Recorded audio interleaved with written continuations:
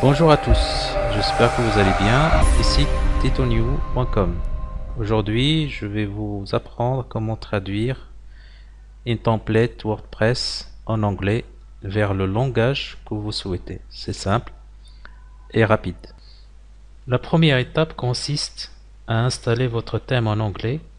Si vous ne l'avez pas, j'ai un lien pour vous sur mon article que vous pouvez télécharger en toute légalité, des thèmes gratuits en anglais de très bonne qualité. Commençons là tout de suite à installer notre thème. Vous cliquez ici sur ajouter un thème. Nous allons ici pour installer des thèmes, clique sur envoyer, choisir un fichier et choisir notre thème en extension zip. Ouvrir, installer maintenant. C'est bon, on clique sur activer. Maintenant notre site a changé de look, mais il y a un petit problème. Quelques textes restent toujours en anglais et c'est pas bon du tout. Tout d'abord, traduisez le texte dans les options du thème installé. Il existe des thèmes qui facilitent la tâche aux utilisateurs, mais il y en a d'autres moins. Le plus important pour nous, c'est de chercher les emplacements où on peut changer du texte. Comme ici, Read More, on peut le changer directement. Lire la suite. Il n'y en a pas d'autres. Ici c'est bon. Là aussi. Ça aussi. Je crois qu'il y en a d'autres là. Sur là.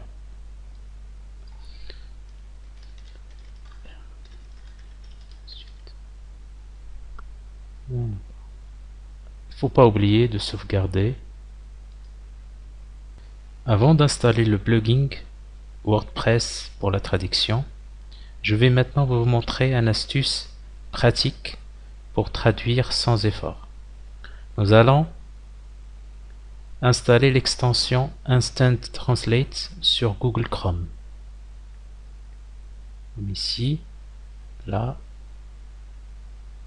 on va sur Outils, Extensions, plus d'extensions. On va cliquer ici sur Instant Translate. Il est là. Voilà, c'est gratuit. Il suffit de l'installer, ajouter, et c'est bon, elle est là, déjà installée. Comment faire pour essayer, pour voir?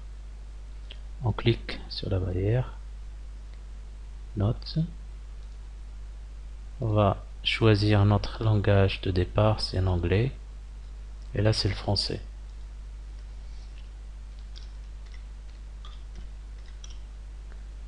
Traduire, c'est bon. Dans la deuxième étape, nous installons le plugin Code Stealing Localization dans la partie extension. Là, ici, après on met ajouter. Dans la zone de recherche, on tape code. Voilà. Déjà fait avec Z, c'est en anglais. Comment cliquer sur chercher parmi les extensions. Et là, on a une liste. Le premier qui s'affiche, c'est celui-là. Installer maintenant. OK. On attend un petit peu le temps que ça soit téléchargé. On active l'extension. Et c'est bon, c'est fait. Nous allons sur la partie outils, localization. Ce qui nous intéresse ici, c'est la partie thème. Donc on ne touche pas au reste, on reste sur cette partie. On remarque qu'il n'y a que de l'onglet Donc, qu'est-ce qu'on va faire? On va ajouter une nouvelle langue. Là, ce que nous intéresse, c'est le français. Français France. On va cliquer ici sur créer le fichier PO. Et c'est bon, c'est ajouté.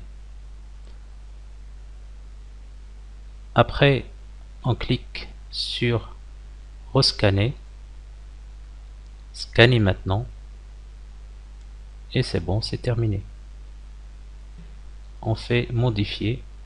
Et là, on remarque qu'il y a une liste de textes en anglais.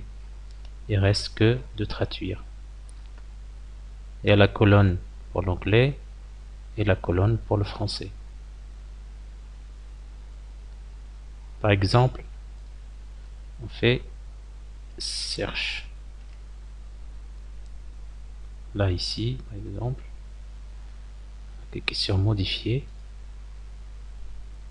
Et là, pour vous aider, tout simplement, on sélectionne, on clique sur la touche T, ici la recherche. On sélectionne, copier, on met coller. C'est simple, mais pour vous montrer comment on peut utiliser l'astuce pour l'extension qu'on a installée tout à l'heure.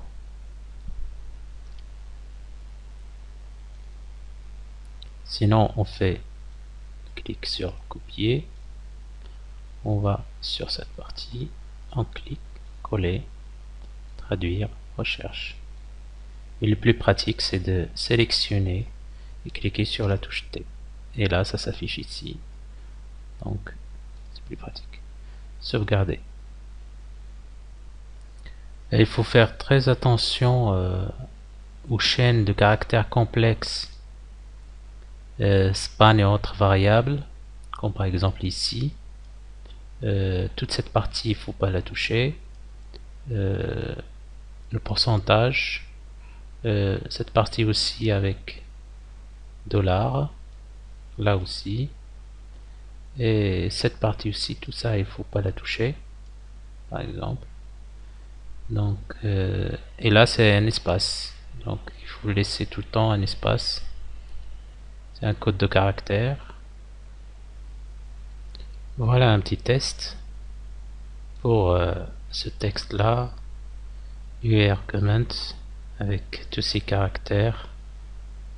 On va modifier. Je sélectionne le texte qu'on va traduire et je tape sur la touche du clavier, la touche T. Ici ça nous donne commentaires les plus récents. Coller, c'est exact pour la traduction. Après, pour le reste, il se fait de sélectionner et de coller et sauvegarder, et c'est fait. Une dernière manipulation, c'est de cliquer sur le bouton générer le fichier émo. On l'a généré et voilà le travail.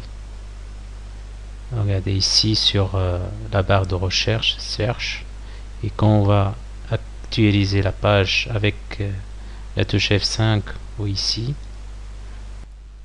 c'est terminé, votre thème est traduit. N'hésitez pas à nous encourager. À la prochaine sur tutonew.com.